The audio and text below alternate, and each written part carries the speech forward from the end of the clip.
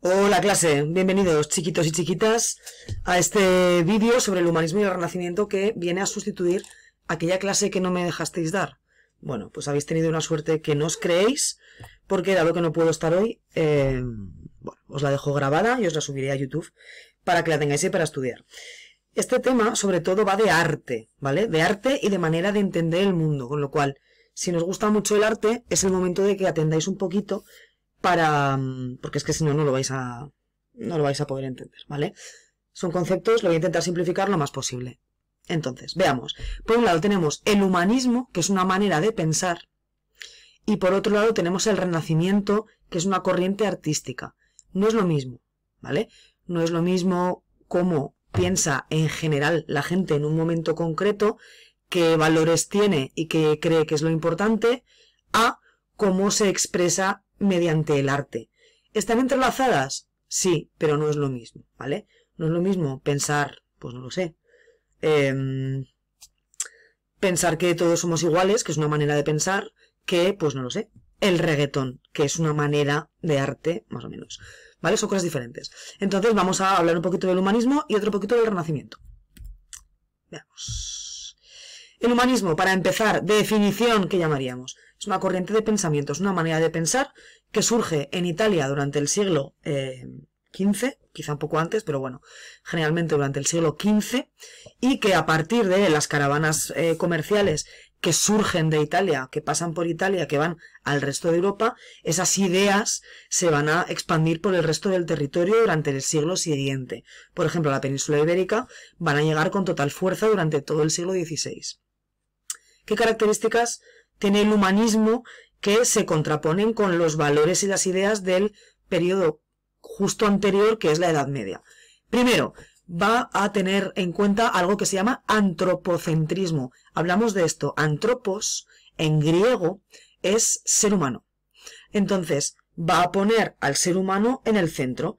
¿Qué teníamos durante esa mentalidad medieval en el centro del mundo, del universo, de la existencia? A Dios. ¿Qué va a pasar ahora? Que se van a dar cuenta de que Dios es importante, pero no es el centro del universo. El centro del universo, lo que puede cambiar las cosas y puede decidir, es el ser humano. El ser humano tiene razón, es decir, capacidad de razonar, de saber lo que está bien y está mal, y tiene libertad, es decir, no todo tiene que ver con lo que quiere Dios que me pase a mí, sino que bien podré hacer yo algo por cambiar, por ejemplo, mi existencia. Y esto se va a plasmar en los ideales, por ejemplo, de fama. La gente quiere ser famosa, quiere ser recordada, o puede cambiar su existencia en tanto en cuanto si nace pobre, puede intentar mejorar esa situación. No es como la Edad Media que, bueno, pues sus limitaciones existenciales estaban ahí. Por otro lado, dice el libro, admiración por la antigüedad. Cuando decimos antigüedad no es lo viejo, es expresamente Grecia y Roma clásicas, el Imperio Romano y la Grecia clásicas, es decir, pues más o menos desde el siglo VII a.C. al siglo V después de Cristo, ¿vale? Ese periodo que es la historia clásica. Les empieza a interesar mucho porque empiezan a hacer excavaciones arqueológicas, empiezan a encontrar restos. En Italia hay muchos restos del Imperio Romano. Entonces les empieza a despertar mucha curiosidad y se pone de moda otra vez todo lo que tiene que ver con Grecia y Roma. Sobre todo en el ámbito cultural, es decir, recuperan a filósofos griegos antiguos como Platón y Aristóteles, que son de la antigua Grecia. Se pone otra vez de moda el latín, se pone de moda copiar el arte que van encontrando y en general se rechaza todo lo que tiene que ver con la Edad Media, pues les parece pasado de moda y les gusta más parecerse a todo lo que van encontrando en esas Grecia y Roma antiguas. Por otro lado, si a ti te dicen que el ser humano es el centro de todas las cosas y que tiene capacidad de razonar, eso a ti te motiva un poco por interesarte por la ciencia y el progreso técnico. Entonces se van a producir, precisamente, y no porque Dios lo quiera, sino porque la gente investiga, se van a producir cambios en lo que es el paradigma científico. Ahora es cuando se empieza a desarrollar el sistema de observación científica, va a haber cambios en van a investigar, por ejemplo, cosas de biología, cosas de la naturaleza, bueno, pues el sistema científico, ¿no? De observación, de plantear una tesis, bueno, pues van haciendo como esa especie de modificación hacia un nuevo paradigma científico. Hay algunos autores que todo esto les parece muy bien y no quieren tampoco desechar la idea de un Dios cristiano que está pues por ahí rondando. Y a eso lo vamos a llamar humanismo, sí, porque tiene estos valores, pero cristiano, porque también cree en Dios. Entonces hablaremos aquí de autores como Erasmo de Rotterdam, que os dije que Erasmo de Rotterdam era la razón de que las becas Erasmus se llamaran así. Es un señor que es escritor. Bueno, sin más. ¿Cómo se difunde esto? Pues vamos a ver, los primeros focos, es decir, las primeras ciudades en las que empiezan a cambiar un poco esa manera de ver las cosas, nos encontramos a Florencia. Florencia está en Italia, ¿vale? Hemos hablado de que las rutas de comercio que parten de Italia o que pasan por Italia son numerosas. Entonces ahí nos vamos a encontrar a autores un poco anteriores, como Dante o Petrarca, que son escritores y que gracias a que estaban auspiciados, estaban contratados por familias como la familia Medici, que les pagaba por escribir, en este caso a estos dos por escribir, pero también les pagaba a otros autores por pintar, por esculpir, ¿no? Como son burgueses con dinero. Entonces cuando tienen dinero para pagar a esos autores, pues bueno, es una manera de que el arte se expanda. Si tú no puedes trabajar de escritor, no escribes. Si tienes a alguien que te pague, pues sí. Bueno, pues entonces, que Florencia es un foco cultural bastante movido en este siglo. Por otro lado, es fundamental para la divulgación de estas ideas no solo el boca a boca de lo que te van contando, sino que se pueda ver escrito. Y a esto va a contribuir de manera muy definitiva la mejora, porque ya estaba creada, de la imprenta. Ya hemos hablado de esto millones de veces. La imprenta hace que sea más rápido y más barato publicar libros, con lo cual es más rápido y más barato expandir tus ideas escritas. Se difunden con más rapidez. Y además va a pasar algo que tiene que ver con las lenguas. Hasta ahora, no había países muy definidos, no había estados muy definidos. Hemos estado hablando todo el rato hasta ahora de estados de feudos, ¿no? De señoríos feudales y ¿no? De cosas muy pequeñas que tampoco tenían que no eran grandes estados, ¿no? Eran como porciones muy pequeñas. Cuando ya se empiezan a configurar los estados modernos, pues Castilla, Francia, Inglaterra, eso contribuye también a que se unifiquen las lenguas. Y en estos estados se unifique la manera de hablar de estos pueblos. Entonces, pues en Castilla, a partir de ahora se hablará castellano. En Inglaterra, a partir de ahora se hablará inglés. Son las que llamamos lenguas modernas. Y estas lenguas modernas, se va a hacer literatura en estas lenguas modernas, que son las que se van a utilizar para transmitir esta cultura. ¿En qué establecimientos, en qué sitios se expande esta cultura? Primero, en las academias, que son el equivalente a las escuelas de ahora. Si tú tienes dinero y tu familia te puede mandar a estudiar, te va a mandar aquí. Y luego, para hacer estudios superiores, de las ramas más típicas, ¿no? Pues derecho, medicina, te van a mandar a una universidad. Ya hay universidades en este siglo. La Universidad de Zaragoza es del año 1500 algo. O sea, en fin, las universidades no son una cosa de este siglo XXI me refiero. La Universidad de Bolonia, la Universidad de Cambridge, que la conocéis, o la de Alcalá, también la Universidad de Salamanca, son universidades que empiezan a surgir durante este siglo. Y allí es donde se va a difundir toda esta cultura hablada en lenguas modernas. Tenéis aquí un mapita que, si veis, en la península ibérica tenemos por un lado Castilla, por otro Aragón, y tenemos pues en Castilla la Universidad de Salamanca, de Segovia, la de Sevilla. Tenemos también en lo que es la corona de Aragón, Zaragoza, la Universidad de Barcelona, de Valencia. Bueno, tenéis ahí un poco cómo se van expandiendo las diferentes universidades, y os pone ahí en morado los principales centros del humanismo. Es decir, son centros de gran renombre dentro de este siglo. En esta época es muy importante el poder de la burguesía, ¿vale? Que es la que se va a convertir principalmente en la que...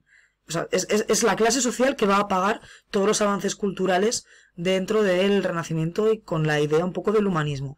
La nobleza se va a alejar un poco de ese mundo feudal, va a dejar de ser la que le presta el ejército al rey y se va a convertir en algo más...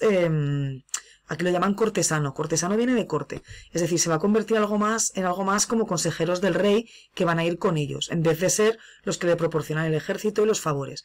Va a haber un pequeño cambio en ese sentido.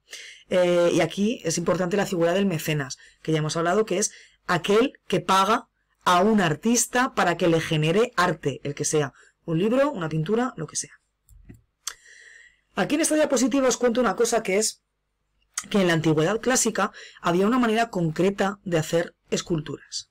Es decir, si os fijáis en la escultura que hay en pantalla, que es el canon de Polícleto, el canon, normalmente canon es una palabra que puede significar norma, ¿vale?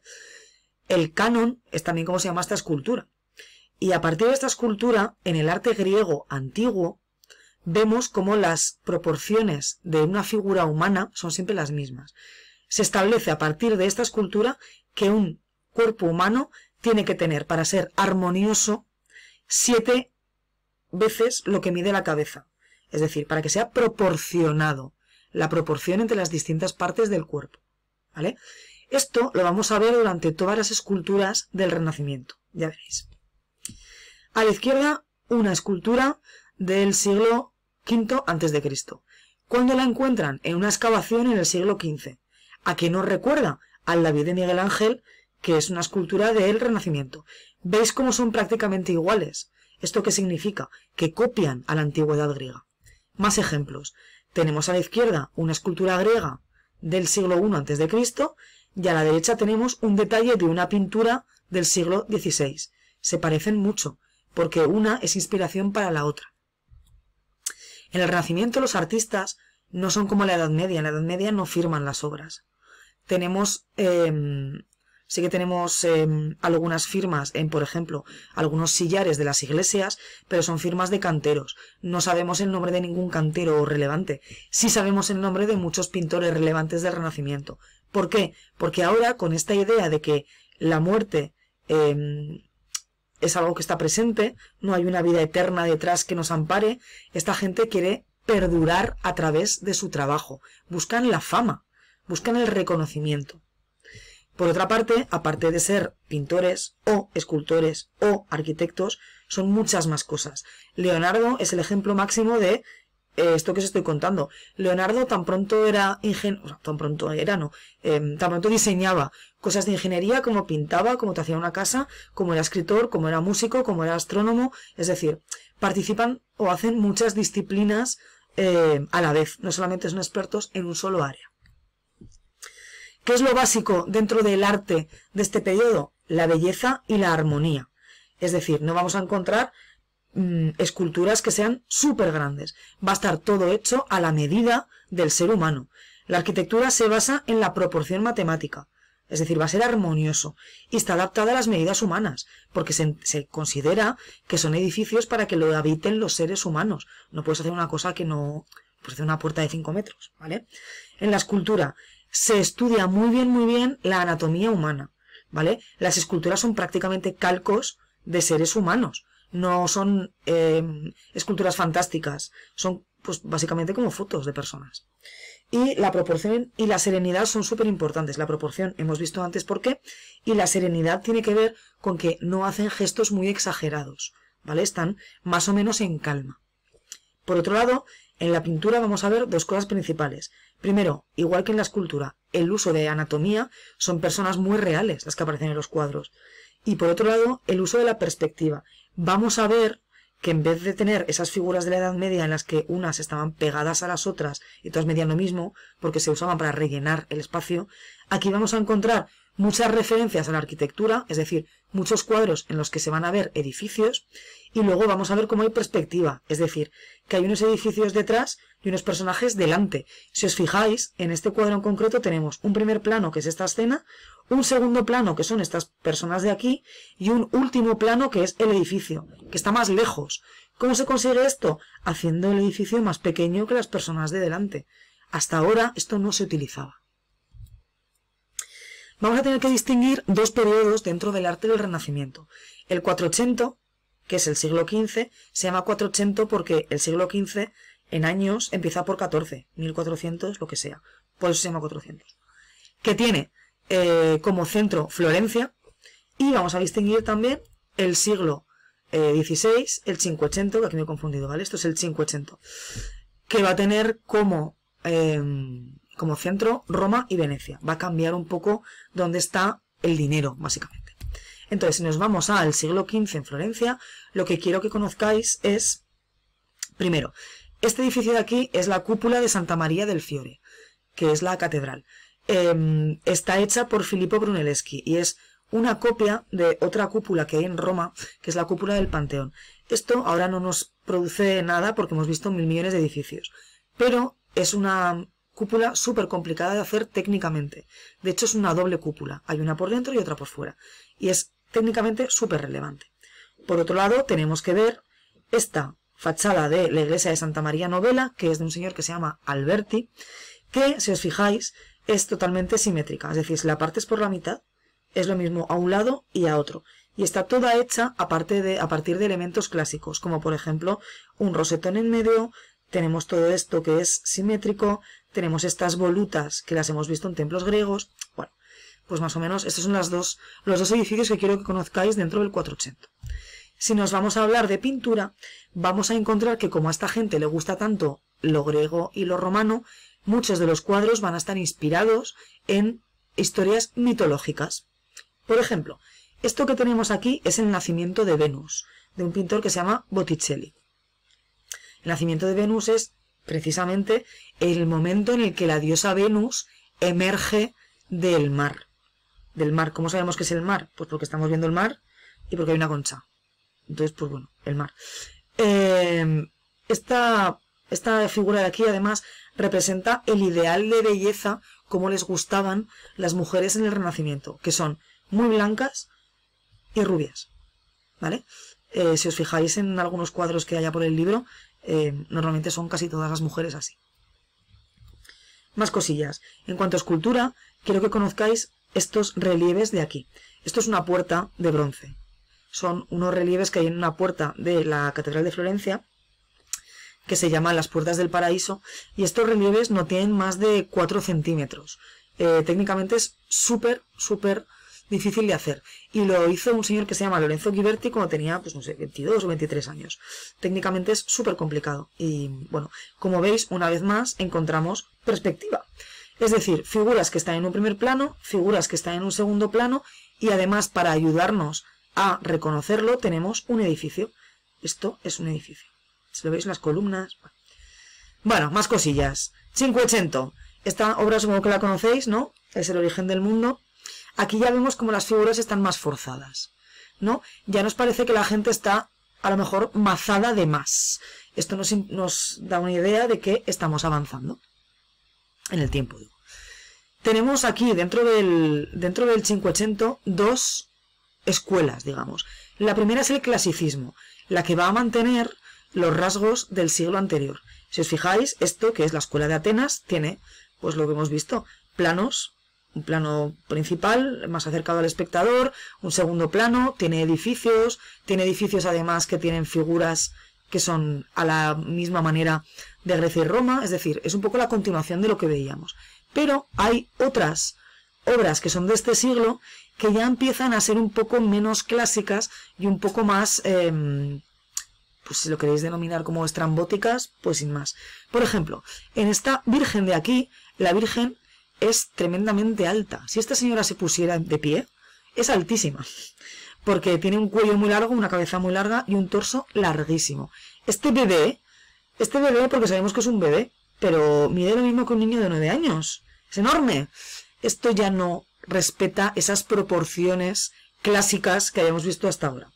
Por otro lado, aquí tenemos un archimbolo que es un señor que está hecho de flores. Hombre, si hemos dicho hasta ahora que todo era lo más parecido posible al ser humano, pues, en fin, los seres humanos no estamos hechos de flores, no sé cómo deciros. Y aquí, esto que es del Greco, las figuras también son súper alargadas y parecen un poco fantasmagóricas, ¿no? Parecen un poco fantasmales. Nos estamos alejando de esa moda que veíamos durante el siglo anterior. En arquitectura, hemos dicho hasta ahora que todo tiene que estar a la medida del ser humano, y esto que es la Plaza de San Pedro del Vaticano es gigantesco. Las personas son muy pequeñas, la plaza es muy grande. Desde luego no es algo que esté hecho a la medida de, no sé, pues eso, del ser humano, sino que está hecho para que la gente vea el poder que tiene la Iglesia en este momento, la pasta que maneja. Hablamos en la clase anterior de cómo habían hecho esto. Lo habían hecho a partir de la venta de bulas. Entonces, esto es gigantesco. Esto es enorme. Quiero decir, es que esto es una casa normal, un edificio normal de apartamentos, y no llega ni a esta planta de aquí. no tiene una medida simétrica, es enorme. Entonces esto, una vez más, nos indica que estamos avanzando en el tiempo y cambian los gustos. Si os fijáis, estas son las personas, tamaño persona, y el edificio tiene, pues, no sé, 7 personas. Es gigante, es muy grande. Avanzamos en el tiempo. Por otro lado, os he puesto aquí, lo anterior era todo de Roma, os he puesto aquí algún palacio de Venecia, porque como hemos dicho que también era un poco centro del arte en este momento, pues bueno, pues palacios con los canales. Esta es la iglesia de San Marcos, que es muy chula. Bueno. Y por otro lado, en lo que es escultura, os he puesto aquí 3 ejemplos de escultura de Miguel Ángel. Esta quizá es la escultura más conocida de este periodo. Es del siglo XVI. No está demasiado mazado, con lo cual, bueno, todavía conserva esas formas clásicas. Es un cuerpo, bueno, diríamos perfecto quizá, según las proporciones canónicas griegas. Es del mismo autor de Miguel Ángel que esto, que es Moisés. Este Moisés ya vemos que, bueno, es un Moisés de muchas horas de gimnasio. Para ser un señor mayor está también mazadísimo. Y por otra parte aquí vemos una piedad, es decir, una virgen recogiendo a su hijo de la cruz, que no nos transmite calma, nos transmite pena. Entonces nos estamos un poco desviando de lo que veíamos en el siglo anterior. Pues me estoy explicando, pero bueno, tomad nota y ya hablaremos de esto. Por otro lado, esta es la Última Cena, que también es un cuadro de este siglo, y es de Leonardo da Vinci, que sí que mantiene un poco las proporciones, y sí que mantiene los planos, primer plano, segundo plano, pero está hecho con una técnica que se llama esfumato. Esfumato tiene que ver con el humo. El humo, si os fijáis, no tiene unas líneas... o sea, tú no puedes dibujar una raya, una línea en donde termine el humo. Es volátil. Esta pintura es parecida. No tiene una línea que delimite cada uno de los personajes. No están dibujados. Están como hechos a base de manchas. Pero bueno, ya hablaremos de esto.